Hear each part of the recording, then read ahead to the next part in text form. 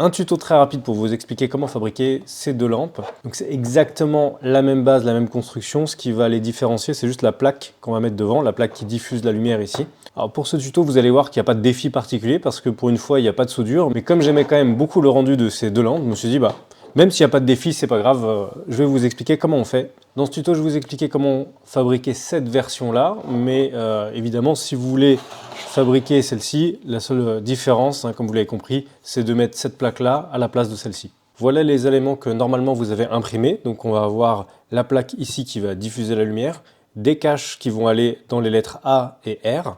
Ensuite, on a les caches qui vont aller carrément remplir les lettres, donc qui vont se mettre ici. Donc ça, on va les coller. Vous avez le couvercle qui va refermer la boîte qui est ici, avec un emplacement pour mettre un strip LED, et la boîte qui va recevoir tous les autres éléments. Pour la lumière, moi j'utilise un strip LED comme ça, qui est RGB, donc qui fait toutes les couleurs, avec une télécommande et un récepteur.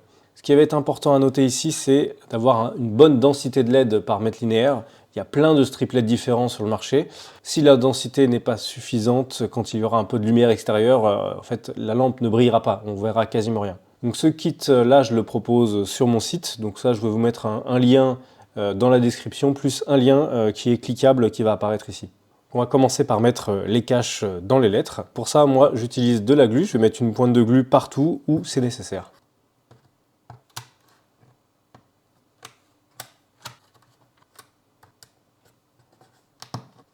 Une fois que tous les caches sont collés, on va prendre la boîte ici et on va coller la plaque dans la boîte. Là, je reprends ma colle et je vais mettre une pointe de colle à différents endroits.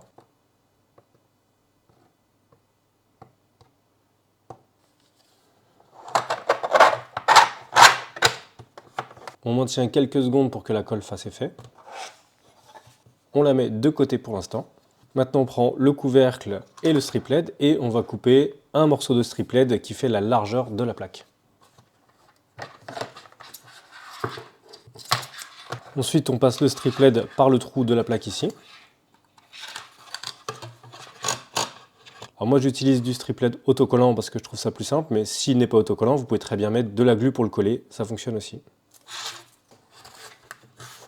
Donc derrière, vous avez ici deux fils supplémentaires, c'est des alimentations, mais nous, dans notre cas, on n'en a pas besoin, donc on va les couper. Une fois que ça c'est collé, on reprend notre boîte ici et on ferme le couvercle. Donc là, vous allez voir qu'il y a des petits trous là qui permettent de caler le couvercle dans la boîte. Ensuite, on prend le récepteur, une alimentation USB standard et la télécommande. N'oubliez pas, dans la télécommande, il faut une petite pile 2032. Et voilà. Donc là, avec la télécommande, vous pouvez changer la couleur et puis vous avez aussi des modes multicolores qui sont très sympas aussi. Et c'est tout.